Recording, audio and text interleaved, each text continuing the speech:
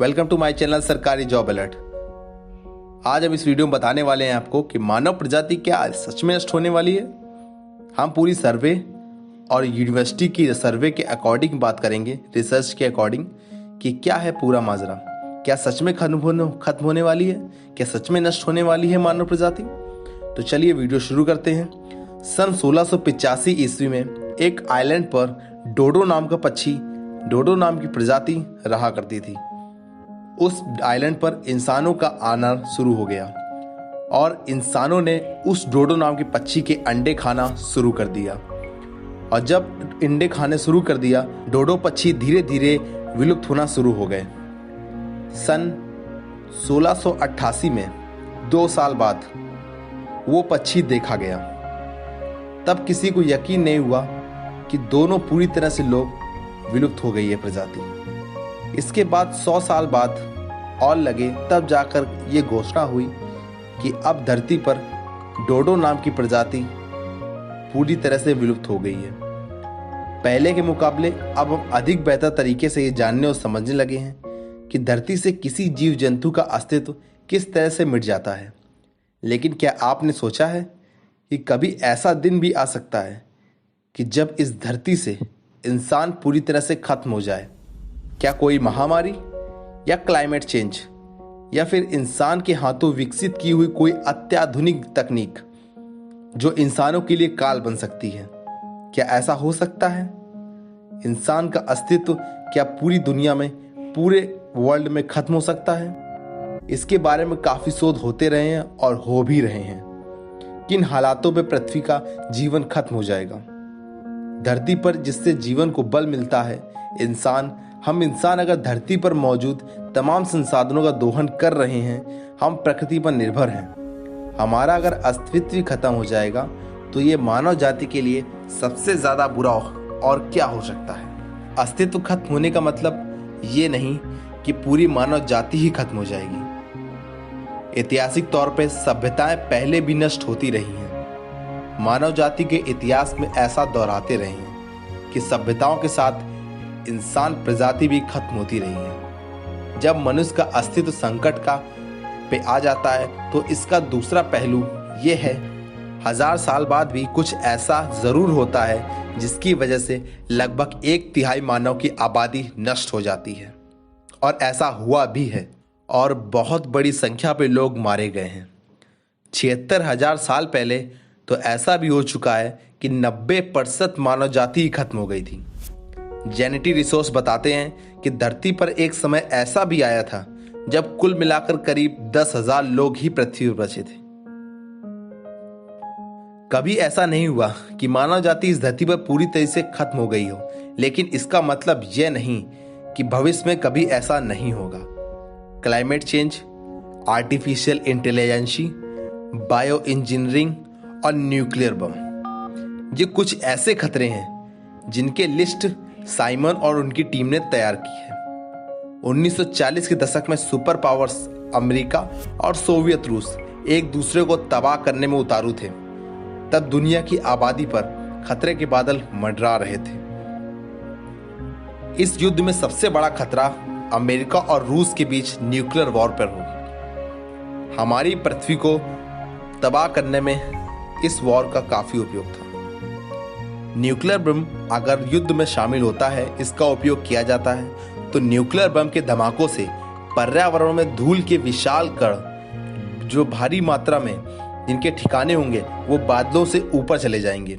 मतलब इनका हवा के दौर से ये धीरे धीरे ऊपर चले जाएंगे बादलों में, और बादलों में ये अपनी जगह बना लेंगे। जब बादलों में ये अपनी जगह बना लेंगे तो सूरज की आने वाली रोशनी को ये रोक लेंगे, और अगर सूरज की रोशनी को रोक लेंगे तो धरती पर सूरज का बिल्कुल भी दिखाई नहीं देगा, जिससे जो फसलें हैं भारी मात्रा पे खराब हो जाएंगी। क्योंकि सूरज की रोशनी से ही फसलें उगती हैं, उनकी पैदावार होती है। अगर सूरज ही नहीं होगा तो फिर कैसी फसलें पैदा होंगी? लोग खाने के वांदे हो जाएंगे। किसी भी देश पर हमले के लिए न्यूक्लियर आर्म्स का इस्तेमाल 1945 के बाद से आज तक नहीं हुआ। अमेरिका ने जापान के हिरोशिमा और नागासाकी पर न्यूक्लियर बम बरसाए थे। या आप सभी को पता होगा ये इतिहास में सबसे दर्दनाक तस्वीर है जो सभी को पता होता है। उसके बाद भले ही न्यूक्लियर बम से हमला नहीं हुआ, लेकिन इसका खतरा लगातार मंडराता रहा है। 1962 में क्यूबा का मिसाइल संकट सामने आया। उसके बाद वर्षों में कोरियाई प्रायद्वीप और न्यूक्लियर बम हमले का खतरा लगातार मंडरा रहा है। एक गलत अलार्म बजने पर न्यूक्लियर शुरू हो जाता है। एक गलत अलार्म न्यूक्लियर अटैक का मैसेज कर सकता है। सन 1985 में अमेरिका के एक रॉकेट की कहानी है। रूस ने इसे संभावित अटैक समझा। राष्ट्रपति ईयर्स इन्फ्रारेड अलर्ट किया गया था।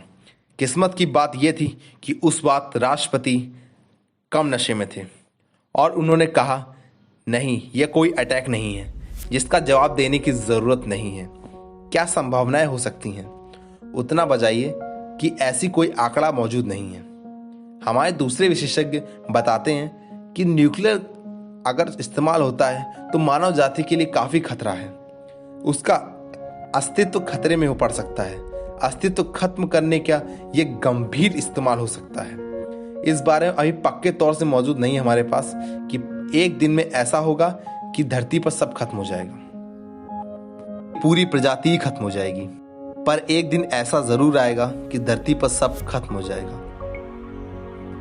जैसे जैसे हमारे वैज्ञानिक पृथ्वी को समझ रहे हैं, वैसे वैसे धरती पर खतरा मानव जाति पर और मंडरा रहा है। उन्हें यह भी समझ में आ रहा है कि किसी और से नहीं बल्कि हम इंसानों ने ही पैदा किया है ये तकनीक। जापान की घटना याद दिलाते हैं जब राजधानी टोक्यो में साल 1995 में की गई थिलोंग अपने दफ्तरों की ओर बढ़ रहे थे। तभी दुनिया के सबसे ज्यादा भीड़ भाड़ वाले भूमिगत परिवहन क्षेत्र में एक सिरफिरे ने लोगों को मारने के इरादे से शहरी लेक छोड़ दी थी। मतलब एक विषैली गैस छोड़ दी थी, जिसके बाद से काफ़ी ज़्यादा लोग इसके चपेट में आए थे और जिससे काफ़ी लोगों की मानव जाति की मृत्यु हुई थी। सा सिर्फ उदाहरण ही है, लेकिन कितने लोग ऐसे होंगे जो एक बटन दबाकर सारी मानव जाति को नष्ट करना देना चाहते हैं। एक अनुमान के मुताबिक पूरी दुनिया में लगभग 30 करोड़ सिरफिरे ऐसे हो सकते हैं। इनमें सभी लोग इज्जत नहीं होंगे, लेकिन फिर भी उन लोगों की संख्या काफ़ी अधिक होगी जिन्हें मौका मिलेगा तो वे सब कुछ तबाह कर देना चाहते हैं।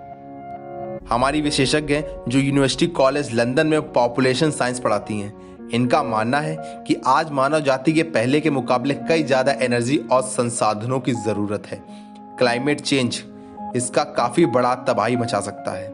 यह सिर्फ संयोग नहीं है, प्रदूषण बढ़ रहा है और यह सभी हम अपना असर दिखा रहे हैं। हम लोग दुनिया भर की मौजूदा आबादी का पेट नहीं भर पा रहे हैं।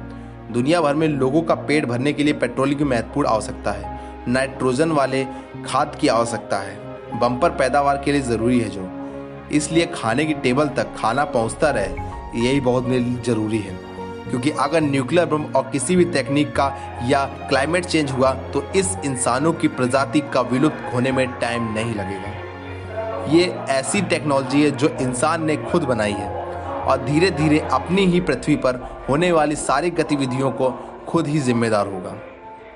तो ये रहा पूरा डेटा। आशा होगी कि आपको समझ में आया होगा।